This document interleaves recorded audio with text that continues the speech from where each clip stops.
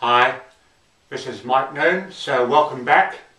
I'm the author of the book Speed Learning Secrets of NLP, and in a previous video I spoke to you about the importance of having a goal for what you want to achieve in terms of your learning. So there's a model that we use in NLP as goes by the acronym of SPECIFY, and I was taught this by another NLP trainer, a guy called Dr. Richard Bolstad. So what this does is it sets the correct framework in your mind that enables you to learn more easily and more effectively. So the first part of the SPECIFY model, the S, stands for sensory,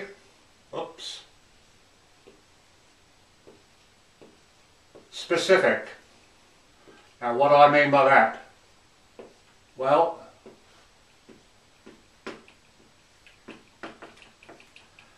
what that means is, what are you going to see when you've got your goal, when you've achieved your learning goal, when you've passed that exam, when you've studied for that course, where you've applied your learning and you've got the job or you know, whatever it might be.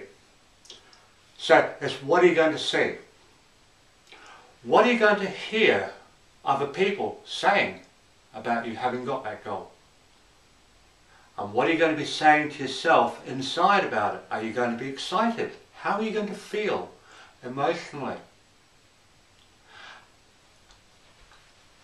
What are you going to feel like in your body? Are you going to feel excited and really sort of revved up about it? And when will you have achieved that? So that's the sensory specific. The next part of this equation is positively stated.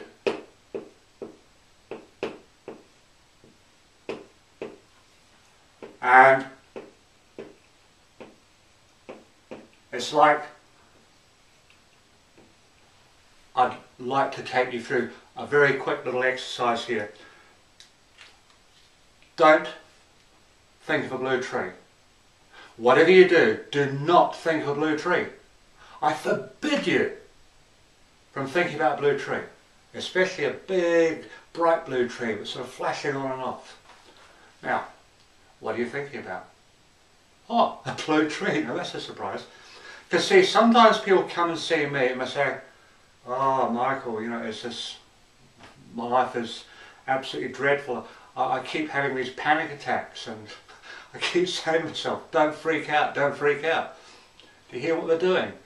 I mean, for them it's blue trees all day. Your brain cannot process negative instructions. It hears everything as a positive. So when you give yourself a goal, state it positively. So rather than saying, I hope I don't fail at that exam, or I hope I don't flunk my test, go, what I really want is to get an excellent result in that exam, and I want to have a really wonderful score in that test. And you can actually specify a number. You know, I'm aiming to get 93% in my final stockbroker exams, or whatever it might be. Okay? And remember, of course, if you have any questions about anything I'm teaching at any point, email me, post it on the Facebook page, post it on the blog here. I don't really mind. The E stands for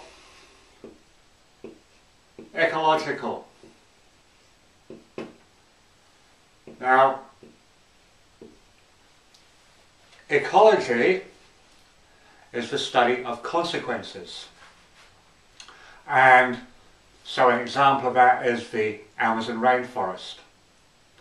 Apparently about 30% of the Amazon rainforest has been cut down to clear land to grow grass for cattle, you know, raise beef cattle, which was really great, and it worked quite well until we got heavy rains.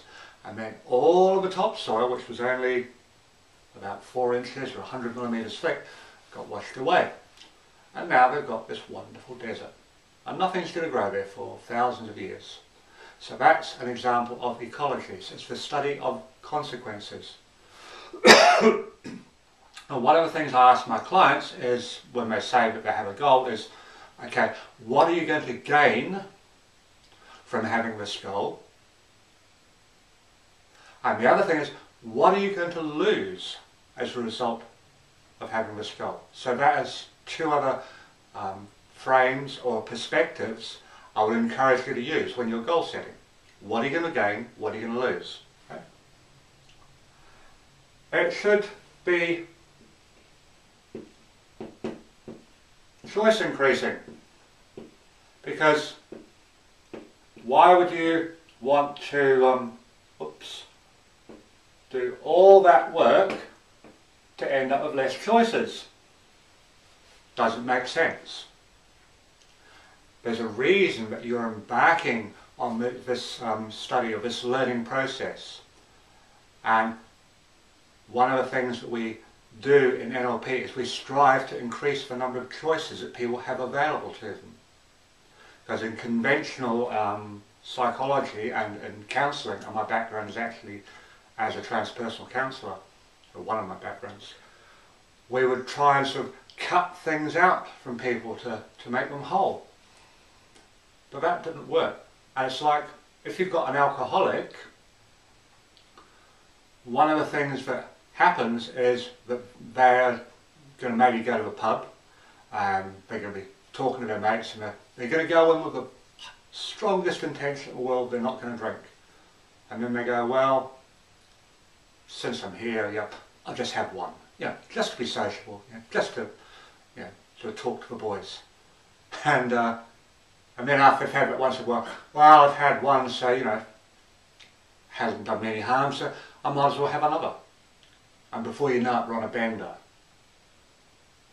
And what works with treating things like addictions is to increase the choices that that person has available to them. And to make those choices so attractive that they wouldn't even consider going back to having a drink choice. So that's choice increasing. This next one is initiated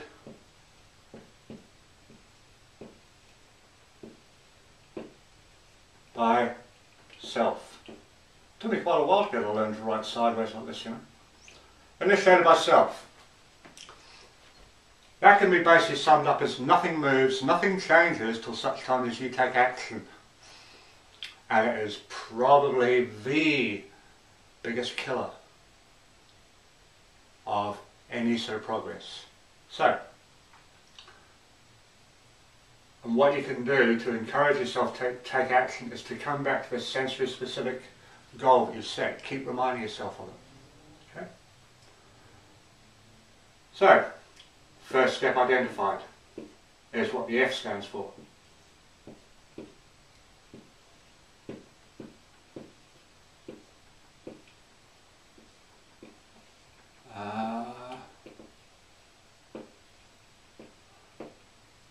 Sideways writing skills is okay. That's it, identified. List first steps ID'd. Does that work for you? Yeah, okay. ID.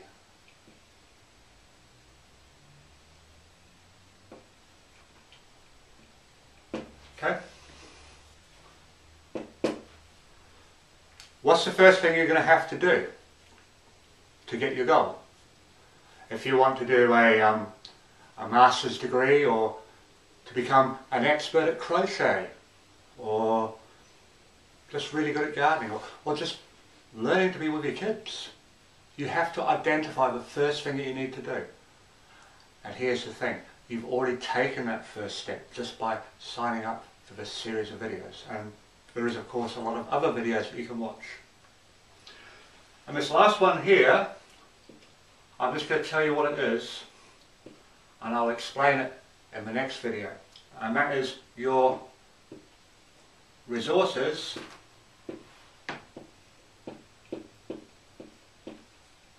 identified. Oops.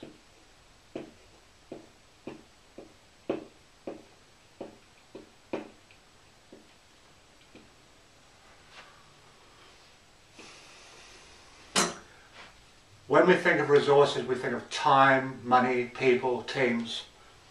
There was something much more subtle than that, and much more powerful. And as I say, that's what I'm going to go into in the next video. So, I'll strongly encourage you to check it out, because it is something that will, I think you'll find interesting, and it can be a game changer. So, I'll see you in the next video.